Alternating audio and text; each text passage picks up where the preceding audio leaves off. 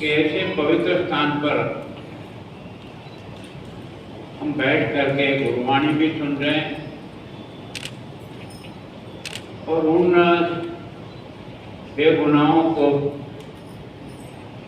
जो इस धरती पर नहीं रहे उनको श्रद्धांजलि देने के लिए भी यहाँ पर मैं सोचता हूँ कि 2019 के 370 हटने के बाद सोचते थे कि शायद बहुत कुछ खून खराबा होगा, लेकिन कहीं से भी तिनका भी नहीं मिला और तब से लेकर के किसी प्रकार की कोई घटना नहीं। पुलवामा के बाद ये पहली ऐसी घटना हुई जो अब तक देश की आज़ादी में कभी नहीं हुई कि कोई घूमने जाए, यात्रा पे जाए, उसका इस प्रकार का बेगुनाहों की हत्या हो, ऐसा अभी तक कभी नहीं हुआ था। ये पहली घटना है। जम्मू कश्मीर में आतंकियों ने हमला भी किया होगा, तो सेना पे किया या बाकी लोगों पर किया, पर कभी भी तीर्थयात्रियों पर हमला नहीं। ये पहली घटना ऐसी है जिसके आधार पर उन्होंने जाति धर्म पूछ करके एक एक को चुन करके जिस तरह से मारा। उसके पीछे उनकी मंशा यही थी कि देश में इसी प्रकार का बवेला खड़ा हो जाए, देश में अशांति हो जाए। लेकिन भारत की महान जनता को बहुत नमन करता हूँ कि उनके इस मकसद को वो सफल नहीं कर पाए और आज सारा देश एकत्र होकर उनसे बदला लेने के लिए बार बार देश के प्रधानमंत्री से निवेदन कर रहे हैं।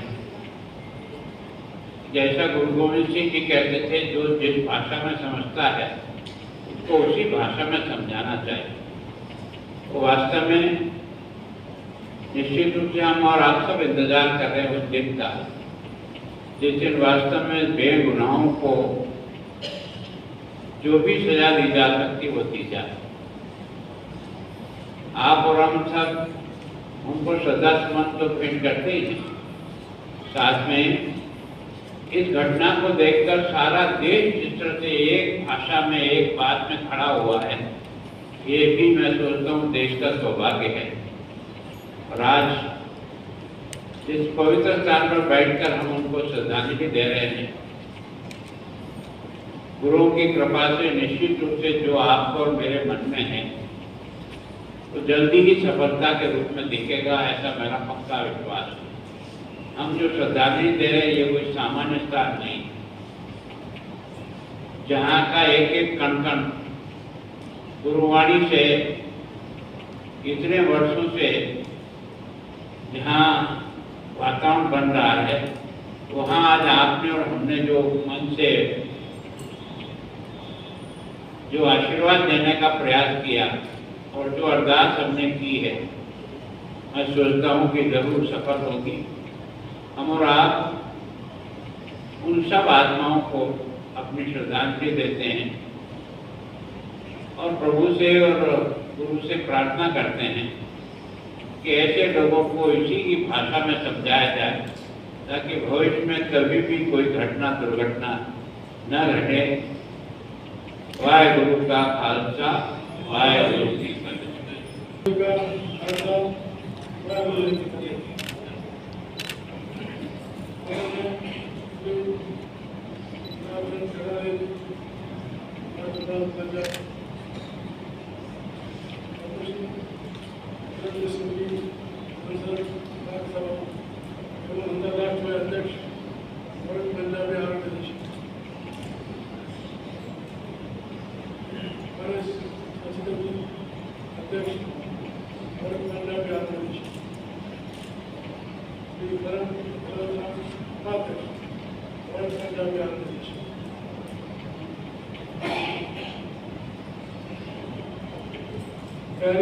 स्वास्थ्य संगत वर्ल्ड पंजाबी ऑर्गेनाइजेशन के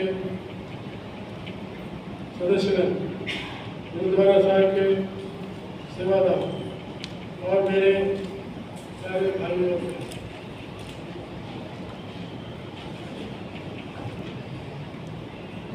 आज हम सब यहाँ एक भारी मन और उसी हृदय के साथ उन निर्दोष आत्माओं को श्रद्धांजलि देने के लिए एकत्र हुए तो जम्मू कश्मीर के पहलगाम में हुआ क्रूर आतंकी हमले का शिकार था। इस कायरतापूर्ण हमले में हताहत लोगों ने अपनी जान गंवाई, जिनमें हमारे हरियाणा के बेटे लेफ्टिनेंट विनय नारवाल और देश विदेश के कई पर्यटक शामिल थे। यह हमला न केवल उन परिवारों पर बल्कि पूरे राष्ट्र और मानवता पर एक गहरा आघात है। मैं उन परिवारों के प्रति अपनी गहरी संवेदना व्यक्त करता हूँ जिन्होंने अपने परिजनों को खोया है। कोई भी शब्द उनके दर्द को कम नहीं कर सकता, लेकिन पूरा राष्ट्र उनके साथ खड़ा है। हम उनके दुख में सहभागी हैं और उनके लिए प्रार्थना करते हैं। आज इस पवित्र गुरुद्वारा साहिब में हम अरदास करते हैं कि वाहेगुरु जो सभी शहीद आत्माओं को अपने चरणों में स्थान दे। हम प्रार्थना करते हैं कि घायलों को शीघ्र स्वास्थ्य लाभ हो और उनके परिवारों को यह दुख सहन करने की शक्ति मिले। हम लोग तो मेहनत और हिम्मत के लिए जाने जाते हैं। आज प्रण लेते हैं कि हम अपने देश की एकता, अखंडता, सुरक्षा के लिए हमेशा खड़े रहेंगे। आतंकवाद किसी भी देश की शांति, सुरक्षा और विकास के लिए एक गंभीर खतरा है। आतंकवाद के खिलाफ भारत को हमेशा जीरो टॉलरेंस नीति रही है।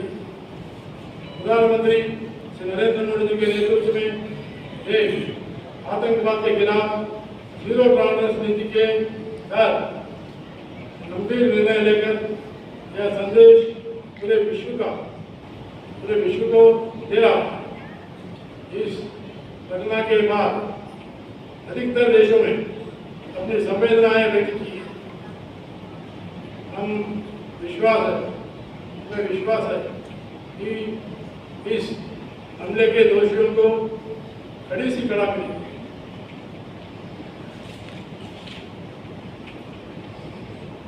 इस दुख की घड़ी में हमें बड़े गुरु के नाम का सहारा है। वे शहीद आत्माएं प्रकृति की गोद में सुकून की तलाश में पहलगाम गई थी, जो आतंकवाद की बेन शहीद थी।